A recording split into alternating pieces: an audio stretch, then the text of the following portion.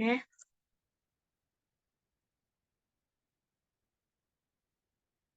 Eh, Baiklah, Assalamualaikum warahmatullahi wabarakatuh. Perkenalkan, nama saya Yohanisya Fitri dengan NIM 21050404139. Kali ini saya akan menyelesaikan tugas saya yang diberikan oleh Bu Heni mengenai hukum internasional dengan judul penyelesaian sengketa internasional. Jadi pertama-tama saya akan menjelaskan bahwa dari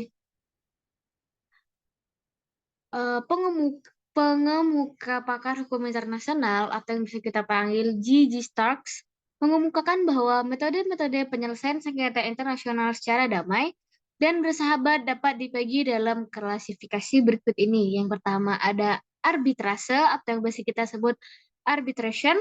Nomor dua ada penyelesaian yudisial atau yang biasanya kita sebut judicial settlement. Yang ketiga ada negosiasi, yaitu jasa-jasa baik atau yang masih kita sebut good office, mediasi, konsiliasi, dan penyelidikan. Lalu yang keempat ada penyelesaian bawah naungan organisasi perserikatan bangsa-bangsa. Eh, lalu bagi pengemuka Vala Adolf berpendapat bahwa metode atau cara penyelesaian arbitrase dan organisasi internasional lainnya meliputi yang pertama ada negosiasi, yang kedua ada pencarian fakta, ketiga ada jasa-jasa baik, keempat ada mediasi, kelima ada konsiliasi, keenam ada arbitrase, dan ketujuh ada pengadilan internasional. Lalu di sini, pada bagian ini saya akan menjelaskan daftar-daftar isinya dulu. Yang pertama ada pengaturan penyelesaian sengketa secara damai menurut hukum internasional. Yang kedua ada prinsip-prinsip penyelesaian sengketa secara damai. Yang ketiga ada cara-cara penyelesaian sengketa internasional secara diplomatik. Yang pertama, saya akan menjelaskan bagaimana pengaturan penyelesaian sengketa secara damai menurut hukum internasional. Yang pertama ini terdapat dua unsur, yaitu ada piagam PBB. Fungsi dari PBB dan negara-negara anggotanya untuk bersama-sama menciptakan dan mendorong penyelesaian sengketa internasional, khususnya terhadap negara-negara anggotanya.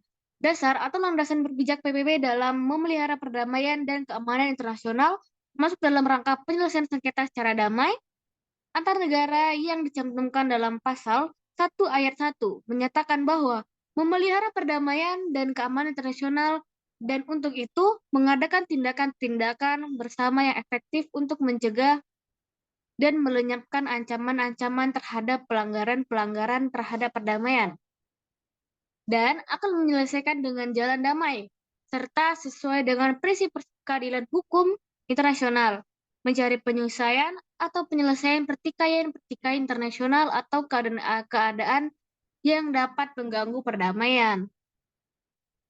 Lalu yang kedua itu ada resolusi-resolusi PBB.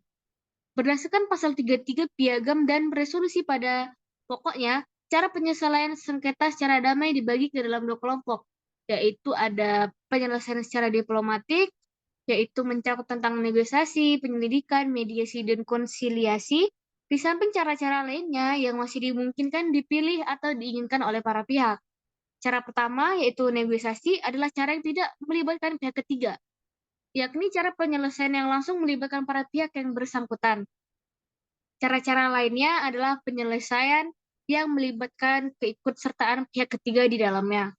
Lalu yang dua ini ada cara penyelesaian secara hukum, yaitu seperti arbitrase dan pengadilan.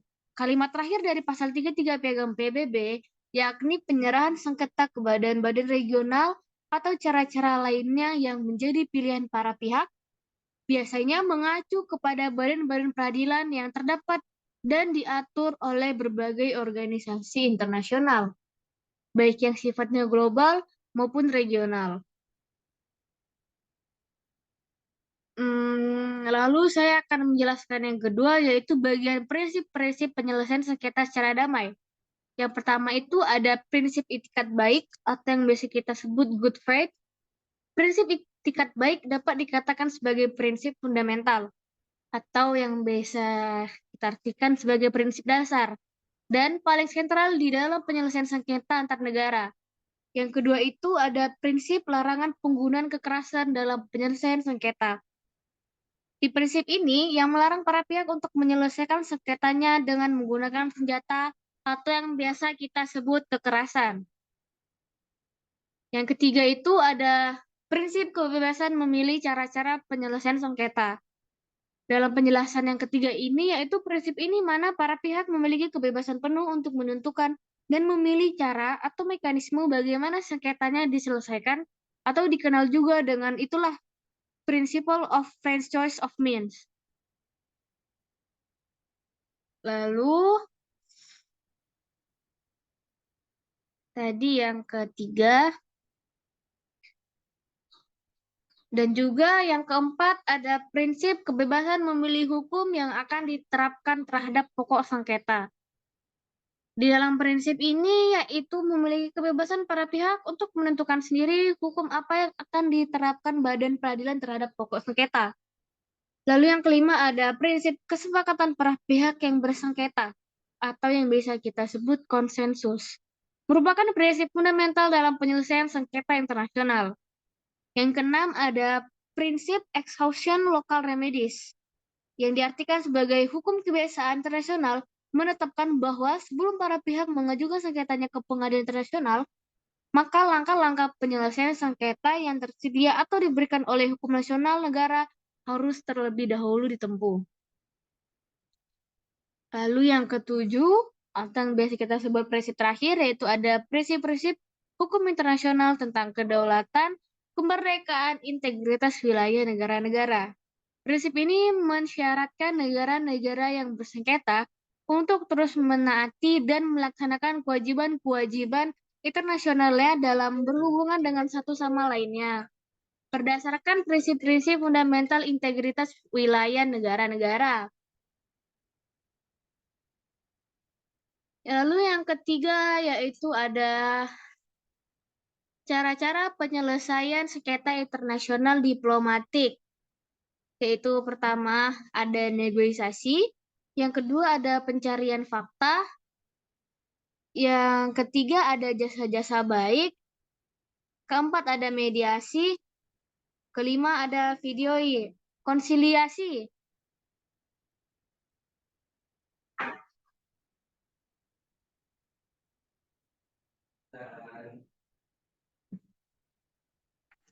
Sekian penjelasan dari saya, Vanessa Fitri. Semoga penjelasan saya sangat membantu.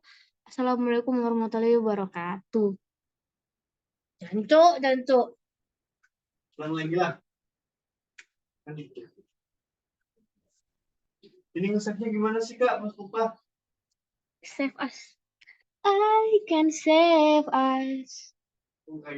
Like Atlantis before. Ini udah ya? Lu.